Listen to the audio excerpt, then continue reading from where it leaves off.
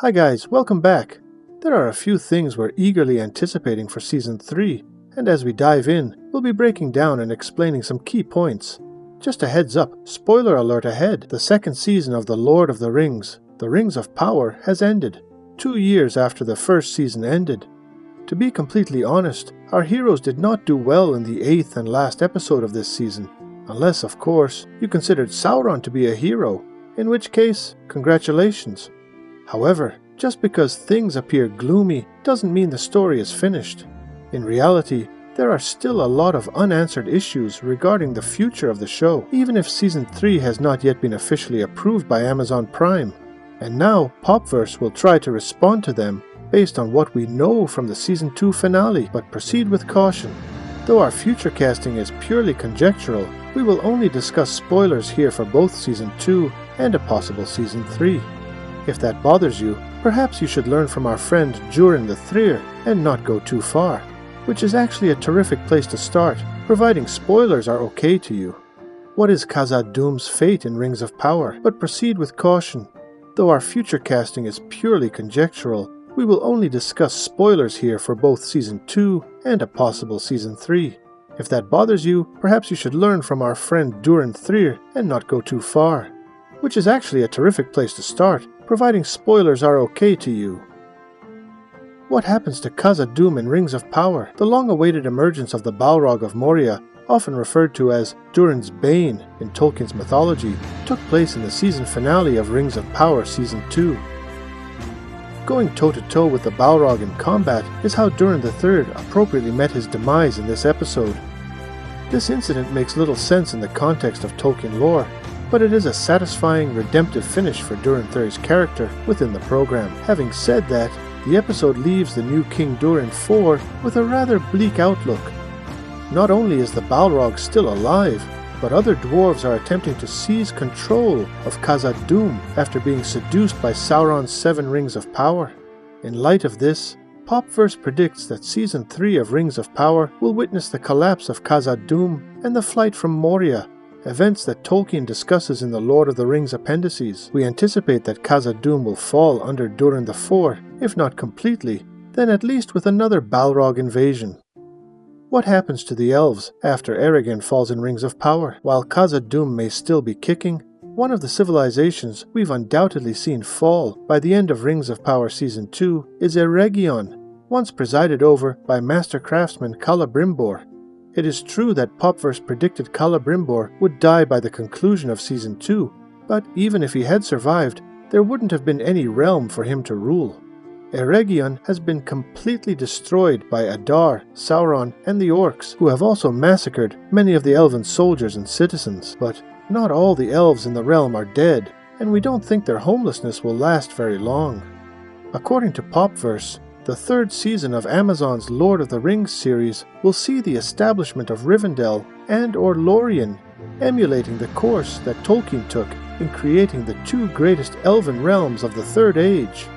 As they are crucial to the creation of Elrond and Galadriel, respectively, and serve as their respective leaders, we anticipate that they will be significant character arcs for those 2 characters. Concerning the most contentious kissers in Rings of Power, what happens to Galadriel and Elrond in Rings of Power? The moment Elrond and Galadriel unexpectedly shared a kiss in Episode 7 of this season has perhaps received the most backlash from fans. Though, to be fair, this was partly done so that Elrond could give Galadriel a lockpick as she was in shackles at the time. It nevertheless established a romance between the 2 that fans of Tolkien know is uncanonical. Readers familiar with The Lord of the Rings will remember that Galadriel is the mother of Celebrian, who will marry Elrond in the future and give birth to Arwen. We surmise that the Elrond-Galadriel relationship will end, as we can't fathom the Rings of Power straying from this crucial element of The Lord of the Rings. However, what would prevent Galadriel from being with the elf who will become her son-in-law in the future? That is, her spouse, most likely. According to Popverse, Celeborn will appear in Rings of Power Season 3. Although the elven warrior is technically referenced earlier in the story, it is stated that he is believed to have died after joining the elves in their battle against Morgoth. We anticipate that assumption to be untrue, and that Galadriel will eventually face challenges to her non-canonical romantic relationship and ultimately have it ended by the future Lord of Lorien returning into her life. That is, if she decides against choosing Sauron, what happens to Númenor in Rings of Power?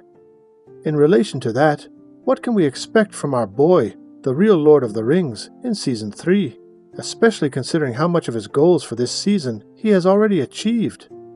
We speculate that the sporadic Halbrand and Anatar will shift his attention from the elves to a new target of conquest, the men of Middle-earth. If this is the case, Popverse projects that in Season 3, Sauron will battle the kingdom of Númenor. In relation to that, what can we expect from our boy, the real Lord of the Rings, in Season 3, especially considering how much of his goals for this season he has already achieved? We speculate that the sporadic Halbrand and Anatar will shift his attention from the elves to a new target of conquest, the men of Middle-earth.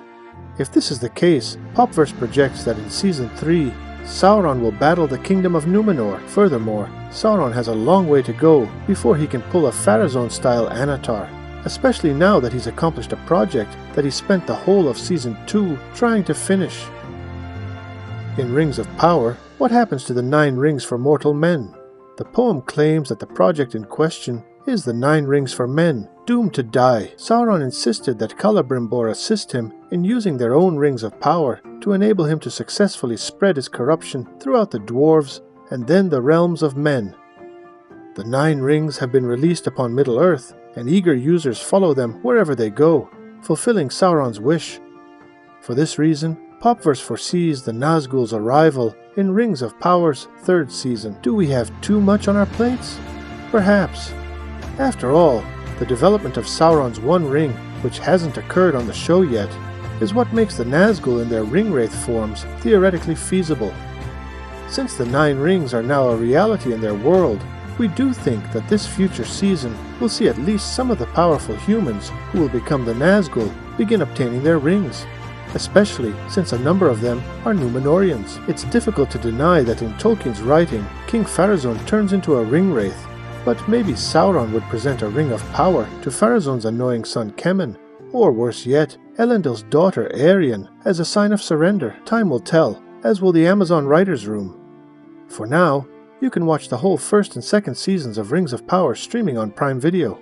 Additionally, if you're a Popverse member, you can delve even further into the series by listening to our conversation with Charlie Vickers, the real Sauron, and director Charlotte Brandstrom. Rest assured, however, that neither Vickers nor Brandstrom descend far enough to release a Balrog. Unless... Oh, I can't say anything, guys. See you again. Thanks so much for watching.